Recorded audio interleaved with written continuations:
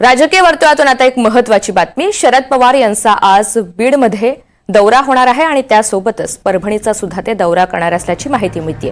संतोष देशमुख यांच्या कुटुंबियांची ते भेट घेतील. सोमनाथ सूर्यवंशी यांच्या कुटुंबियांची सुद्धा ते भेट घेणार असल्याची माहिती मिळते. परभणीमधील आंदोलनकर्त्यांशी शरद पवार संवाद साधतील. सर्व घडामोडीनंतर शरद पवार यांची एक पत्रकार परिषद सुद्धा होणार आहे. बीड आणि परभणीवर शरद पवार आपली भूमिका मांडणार आहेत.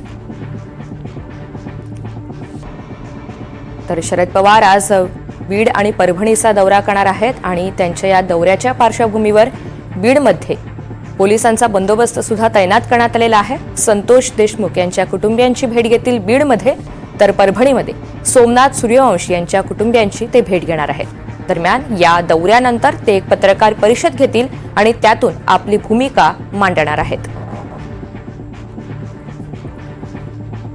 कुटुंबियांच्या भेटीसोबतच परभणीमधील आंदोलनकर्त्यांशी सुद्धा शरद पवार संवाद साधणार आहेत. नेमकं काय घडलेलं होतं, सध्या काय परिस्थिती आहे, या सगळ्याचा शरद पवार आढावा घेतील.